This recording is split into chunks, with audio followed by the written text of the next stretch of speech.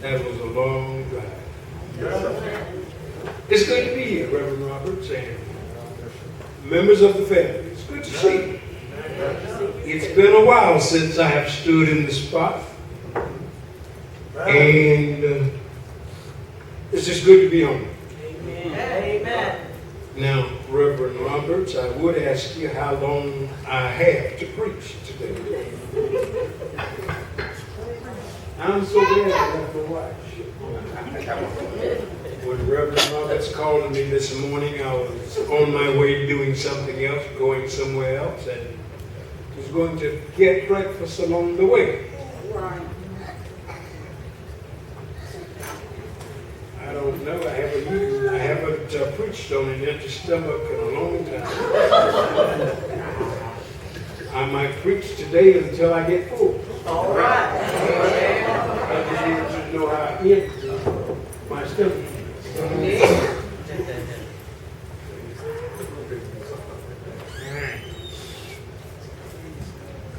We are living in some difficult times. Amen.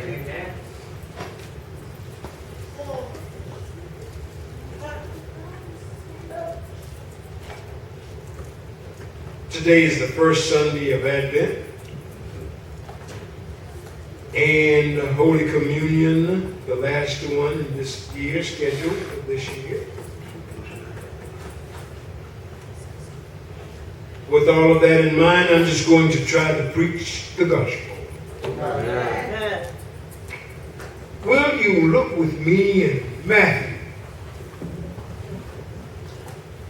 About the 14th chapter. About the 22nd verse following.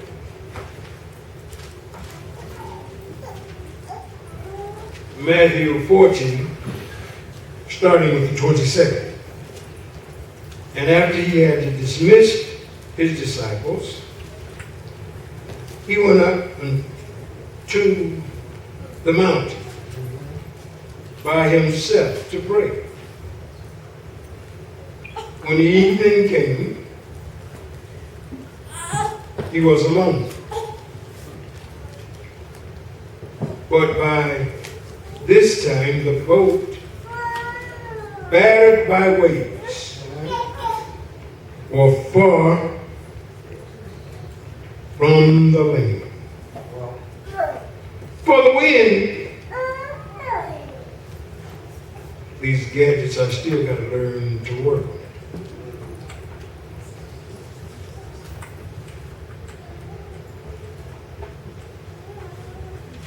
And early in the morning, he came walking toward them on the sea.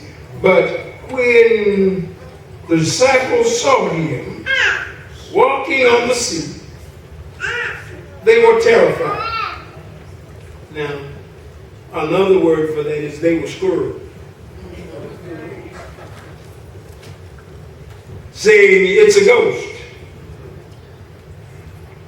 And they cried out in fear. But immediately Jesus spoke to them, saying, "Take heart.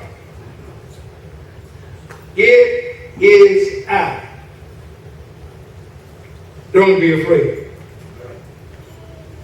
Peter answered him, "Lord, if it is you, command me to come to where you are walking on the water." And Jesus said to Peter, "Come."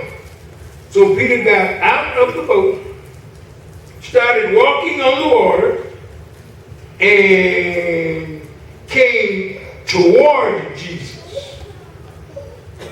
But when he noticed the strong wind, he became frightened and began to sink. He cried, "Lord, save me." I want to use for a subject this morning a positive faith for negative times.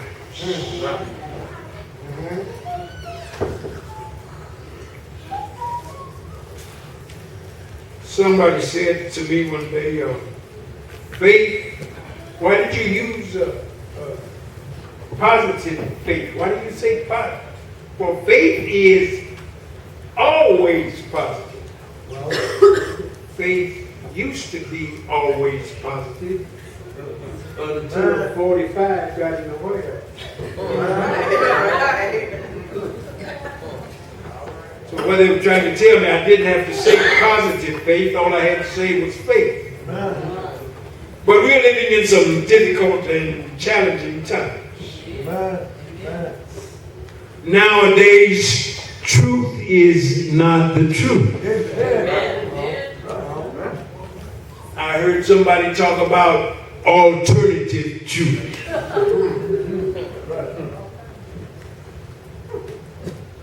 They get, what's that other word, opposite of truth? I can say that? Yes. All right. And a lie is not a lie anymore. It depends on how you look at things. Right is not right, and wrong is not wrong. It's all relative.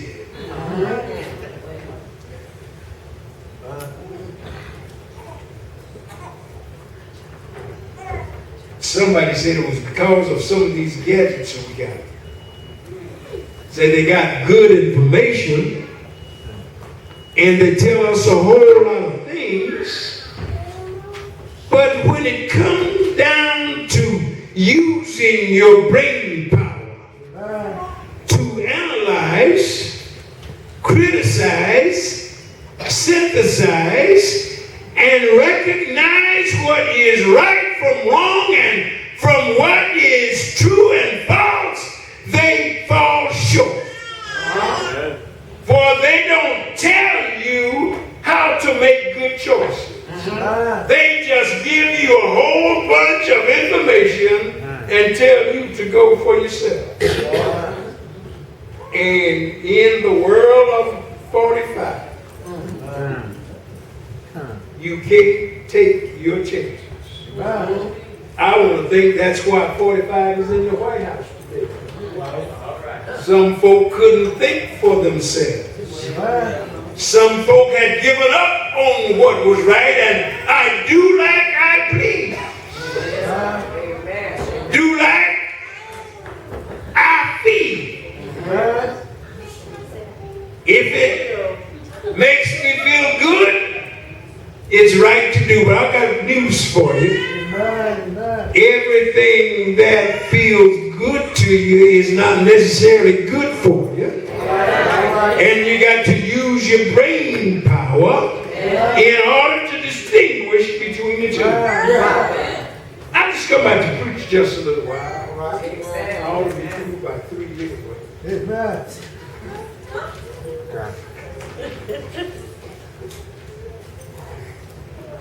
Let me tell you this story presented in the Gospel according to Matthew. Jesus had already performed a miracle. Amen. He had taken 5 sardines or herring, salted herring. No, I got that wrong. He took 2 biscuits, still got it wrong. The text said 5 loaves and 2 fish. What was the popular fish in that day that you could carry it with you all day long and it didn't ruin? It was either a salted herring or a fish the size of a sardine. Said the little boy had 2 of them. And he had 5 loaves of bread. You remember when we used to take lunch to school? What did a loaf of bread look like? You know, some crossings. Can you imagine a little boy got 5 loaves of crossings of something bread in his lunch? I'm just trying to make it relevant today.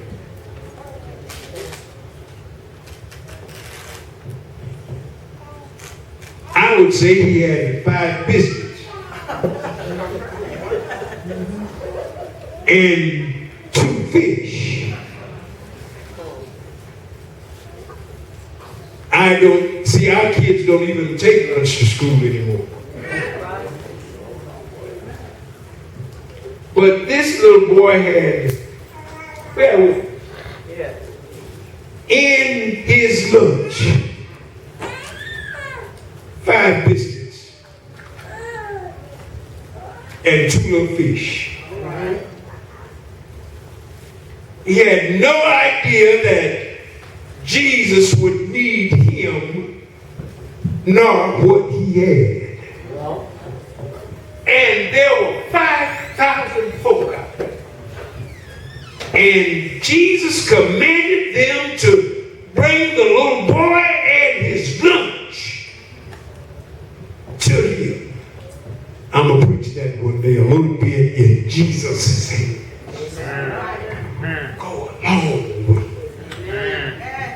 And when he got through breaking the 2 little fish up into pieces and the 5 biscuits, Jesus fed 5,000 men. Now the text doesn't make mention of the children that were present, nor the wives or the girlfriends or the ladies in the group. And some scholars said it was very easy to count 15,000 people that day. And this text says when Jesus got through feeding the multitude, he sent his disciples across the sea. And he went up into a mountain to pray. And early before day, the next morning, he went out where they were walking on the water. Now, it's impossible for a human being to walk on the water. The water is not dense enough to hold up the weight of a human being. And when you step out on it, you're going to sink. Just like a rock. It is, the water just won't carry the weight of a human being, not even a rock, and some other stuff. But Jesus went walking on the water. And the disciples got a glimpse of him. You know, like you used to see in the country when we would walk from house to house in the night. And we think that we saw what we didn't saw.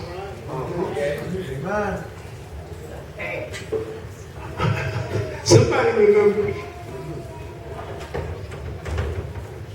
Somebody looked out and said, it's a ghost. And they became afraid.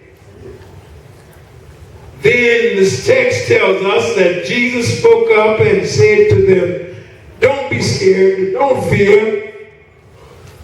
It's not a ghost, it's me. It is I.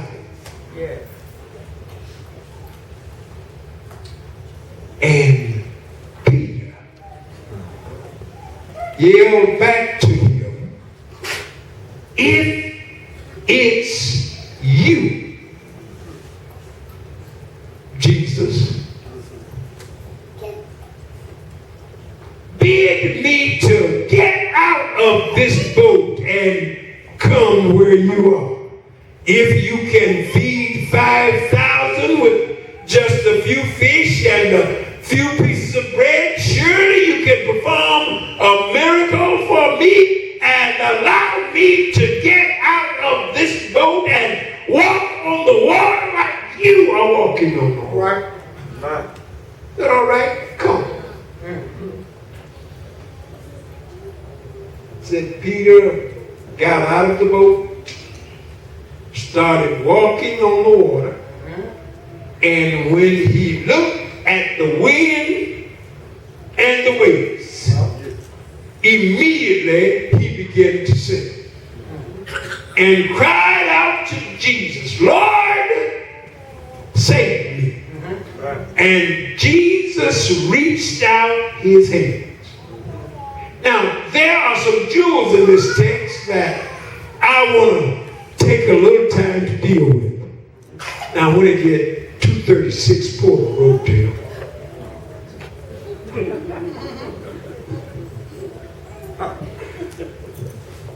The first thing this text says is this. If you are going to have positive faith, or any faith at all, in difficult and challenging times, you got to recognize who Jesus, his voice. There are many voices out there and they are telling many things. But you can't believe every voice you hear. Nor can you accept the words that they are saying. But if you recognize the voice of Jesus, you can bet everything you got on in the fact that you are in safe hands. You got to know, recognize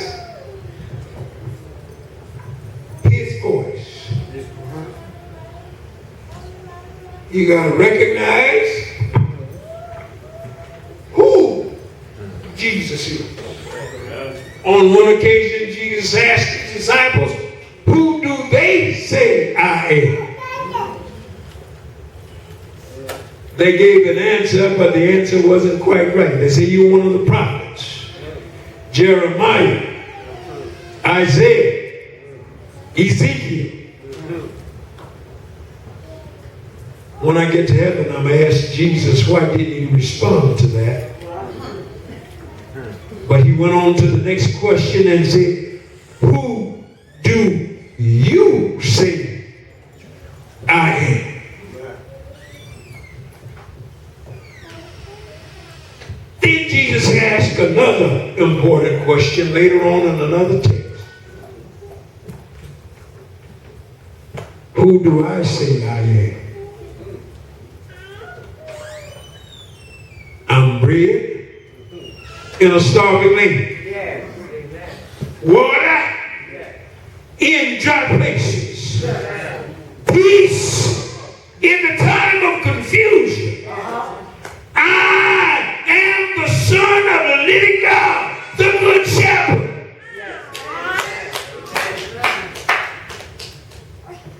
You got to know who he is. Number one.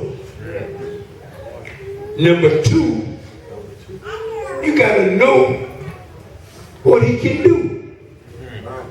You see a whole lot of folk talk a whole lot of trash. I heard somebody say that Mexico was going to pay for the wall.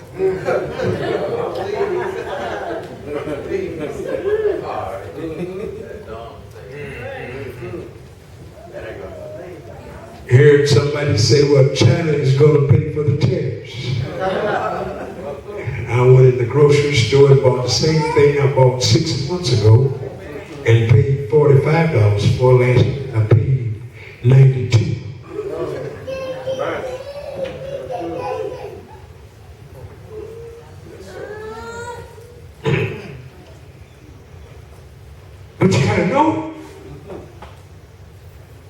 Jesus can do.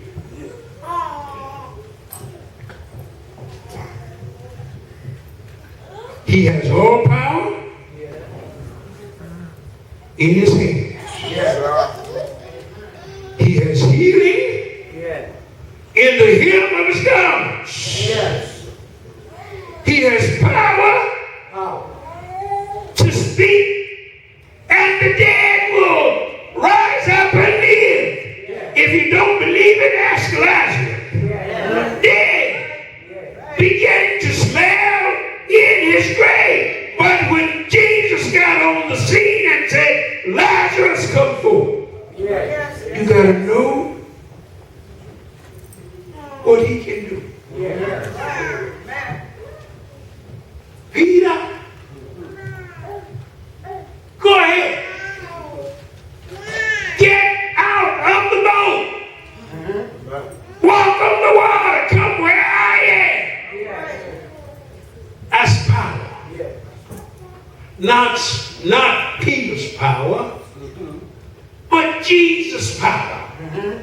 And the text says, Peter got out of the boat and started walking on the water, going where Jesus was. And when he looked down at the waves and he saw the wind, he began to sink. Well, the third thing I want to tell you today is this. Stay focused on Jesus. It doesn't matter what the world may say. It doesn't matter what people may do. You just keep your eyes focused on Jesus. If you keep your eyes focused on Jesus, what folks say you can't do, you will be able to do it with a smile. And if they ask you how, you can tell them, I don't know how, but I know why. I know a man called Jesus. He makes ways out of no way. He is able to do all things.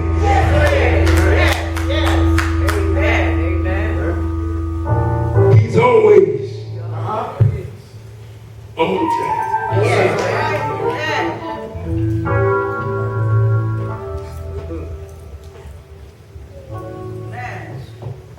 Well, how many miles I got?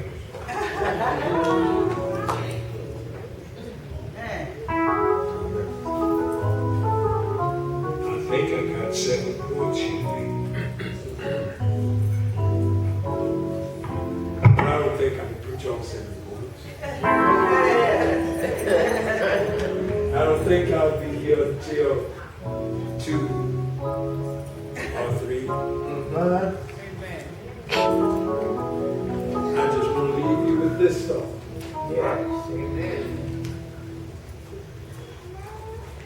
The last thing Peter did, don't put it too hard.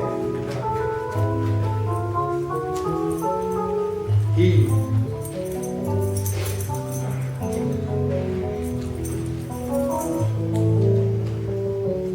reached out his hand and said, Jesus, save me. I want to think Jesus reached back and said, you don't have to worry. You're not alone. You don't have to cry because you're by yourself. I just come out to tell you, today all you got to do is put your hand. If you're going to have a permanent, positive faith in every situation of life, reach out your hand. Put your hand in the hand of Jesus. For I heard him say, no, I'm with you always. Quit folk talk about you. I'm with you. Quit folk put stumbling stones in your way. I'm with you. When they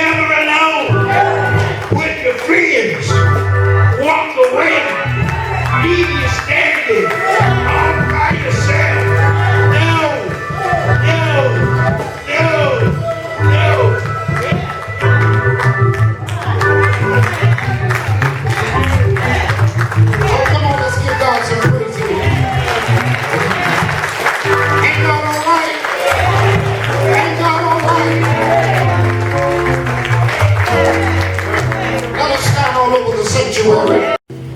I will trust in the Lord. I will trust in the Lord. I will trust in the Lord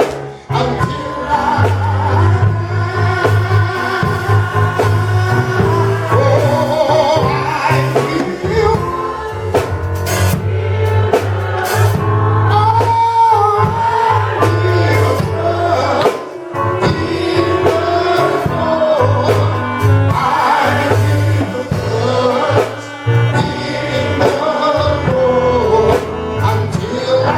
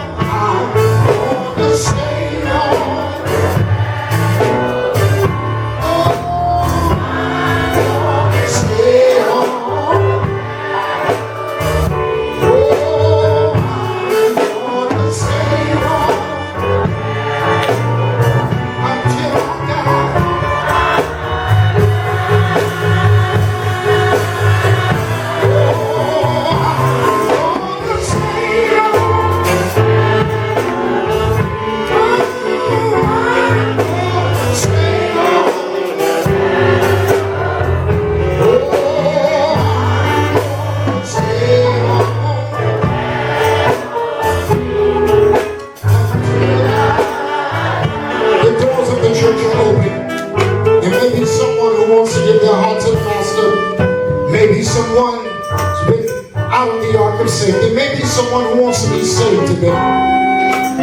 We ask at this time that you come. Will there be one?